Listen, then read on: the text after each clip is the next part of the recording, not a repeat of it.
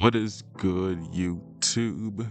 Neon V2 back with another video, and today we got another special video for you guys. Now, today's video, I wanted to do something a little bit different. Now, I'm not gonna say too different, but a different kind of video. Normally we've been talking about sparkingzero and all these games and stuff like that, but I wanted to do a little ranking video today, and it's going to be on my personal top 5 Dragon Ball games of all time. Now again, obviously this is going to be a ranking, so if you guys agree and disagree and all that stuff, you guys can definitely know down below.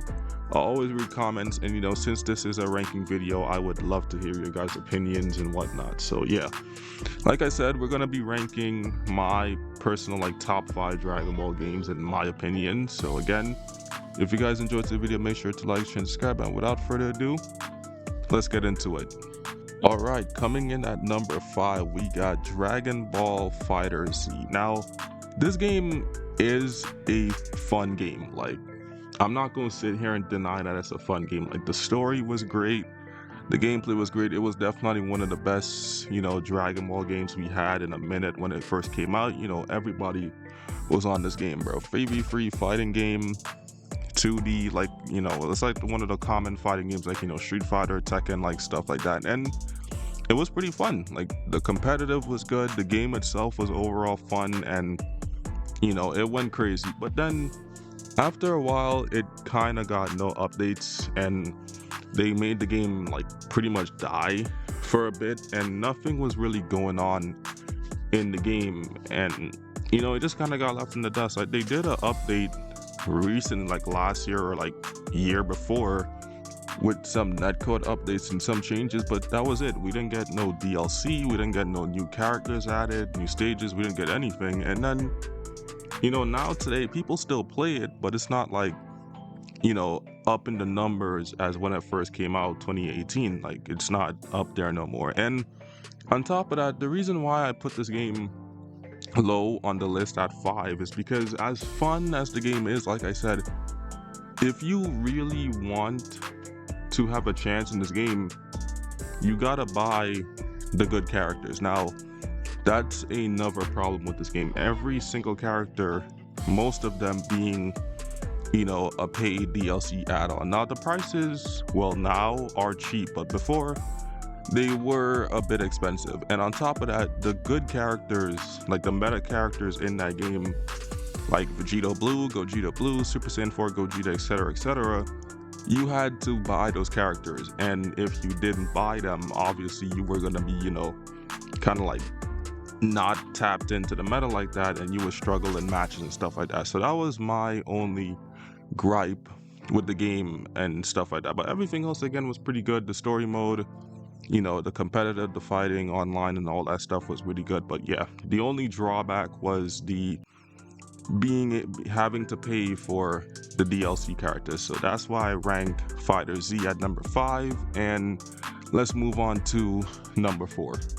All right, coming in at number 4, we have Dragon Ball Z Kakarot. Now, this game, is a pretty amazing game. Now, if you want a perfect, storytelling of Dragon Ball Z, if you haven't really watched much of the anime and whatnot, this game is a really good game to, get that experience. It captures the whole anime and show well.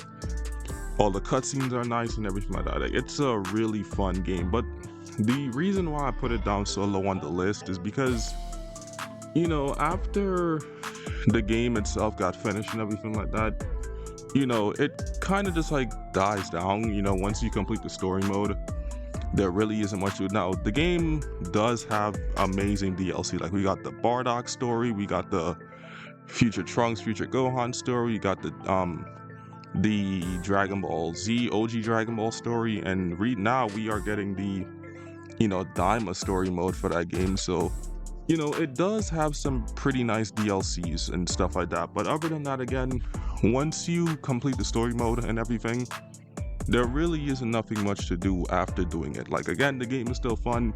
It has good replayability, but once you complete the story mode, there isn't nothing to do. But again, if you want a perfect experience of the anime in game format, that game is definitely, the best game to look at. Again, the cutscenes are amazing. The delivery is amazing. Like, they just capture the anime so well when it comes to that game and putting it in game format. So again, Dragon Ball Z Kakarot at number 4. It's a really good game. And again, if you want a perfect representation of the anime in game form, I would definitely look to that game. It's peak. So yeah, Dragon Ball Z Kakarot at number 4. Let's move on to number 3. All right, coming in at number 4, we have Dragon Ball Z Kakarot. Now, this game, is a pretty amazing game. Now, if you want a perfect, storytelling of Dragon Ball Z, if you haven't really watched much of the anime and whatnot, this game is a really good game to, get that experience. It captures the whole anime and show well. All the cutscenes are nice and everything like that. It's a really fun game. But the reason why I put it down so low on the list is because, after the game itself got finished and everything like that, it kind of just dies down. Once you complete the story mode, there really isn't much to it. Now, the game does have amazing DLC. Like, we got the Bardock story, we got the Future Trunks, Future Gohan story, we got the Dragon Ball Z OG Dragon Ball story, and now we are getting the Daima story mode for that game. So it does have some pretty nice DLCs and stuff like that. But other than that, again, once you complete the story mode and everything, there really isn't nothing much to do after doing it. Like, again, the game is still fun. It has good replayability, but once you complete the story mode, there isn't nothing to do. But again, if you want a perfect experience of the anime in game format, that game is definitely, the best game to look at. Again, the cutscenes are amazing. The delivery is amazing. Like, they just capture the anime so well when it comes to that game and putting it in game format. So again, Dragon Ball Z Kakarot at number 4. It's a really good game. And again, if you want a perfect representation of the anime in game form, I would definitely look to that game. It's peak. So yeah, Dragon Ball Z Kakarot at number 4. Let's move on to number 3. All right, coming in at number 3, we have Dragon Ball Z Budokai Free. Now, this game is a really good game. Like, this game to this day, is still talked about when it comes to best Dragon Ball games and Dragon Ball games of all time.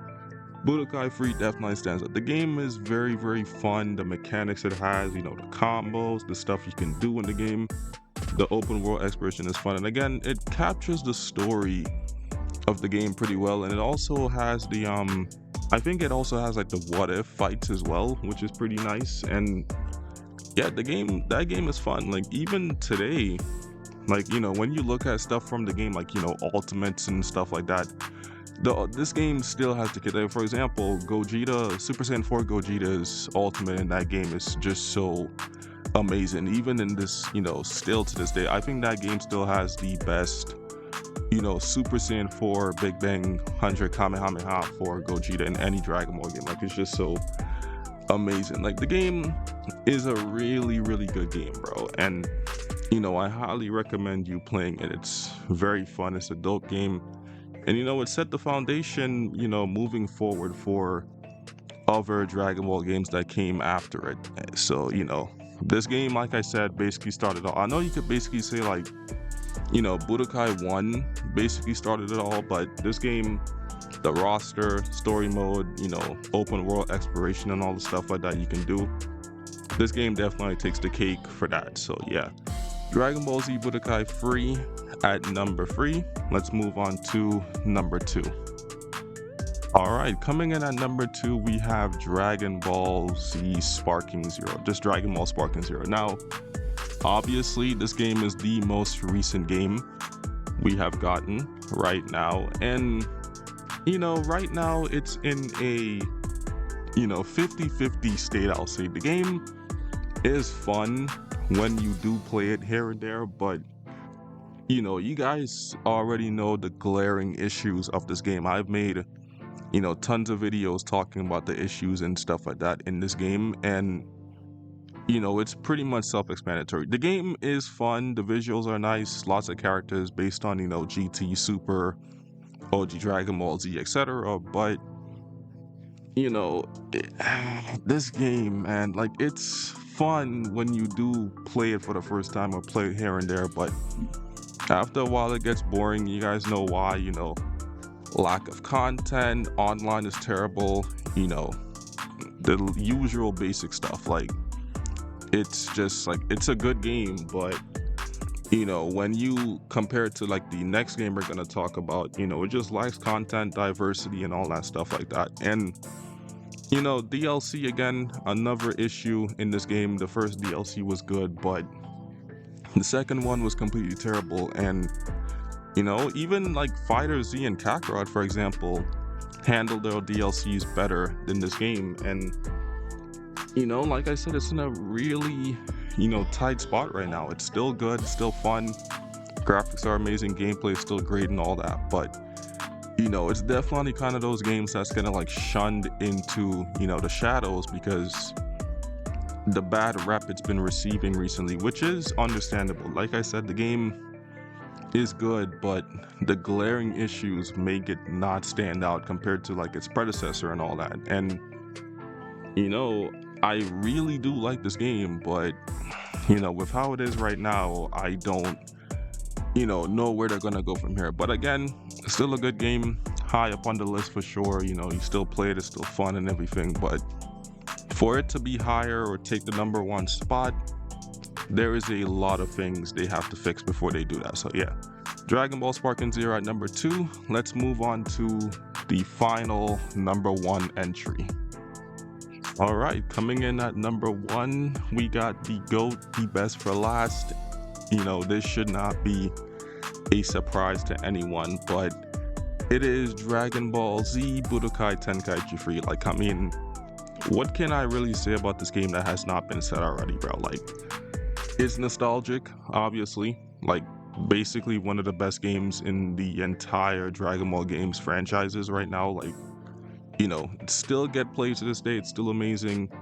When people talk about Dragon Ball games and whatnot, this game definitely has to come up. There is no missing this game, there's no ignoring it. It has to come up. Like, it's just amazing, the things you can do in that game, the roster, the gameplay, soundtrack, everything is just really, really amazing in this game, bro. Now, one thing I will say though is that I do miss, like, for story mode, the story mode is good, but one thing I do miss is that I do miss like the in-game cutscenes from Tenkaichi 2, the game that came before, because they actually had like actual, like, played out cutscenes like the anime. I kind of wish they had that in Tenkaichi 3, but I mean, that game, obviously Tenkaichi 3 has the highest roster, like over 150 characters and stuff like that, obviously more content and stuff like that, so it would have been hard to put those like cutscenes and all that onto all that stuff with the disc and memory and stuff like that. So it makes sense, but still,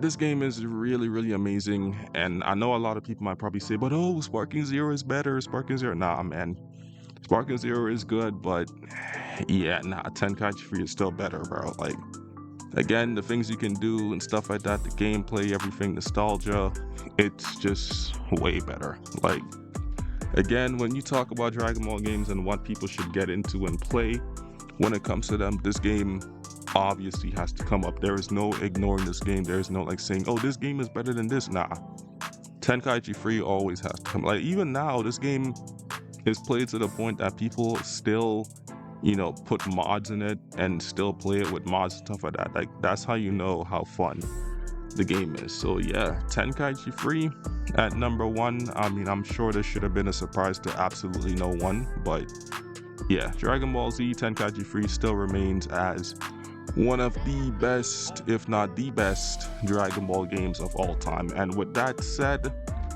I'm gonna end the video off here. If you guys did enjoy the video, make sure to like and subscribe. Also, let me know, down below your top 5, or just let me know your favorite Dragon Ball Z game in general. It could be a game that I mentioned on here. It could be a game that I didn't mention. Like, just let me know down below and all that good stuff. And yeah, I'm Neon V2. I'll see you guys next one. Take it easy and peace out. I'm out of here.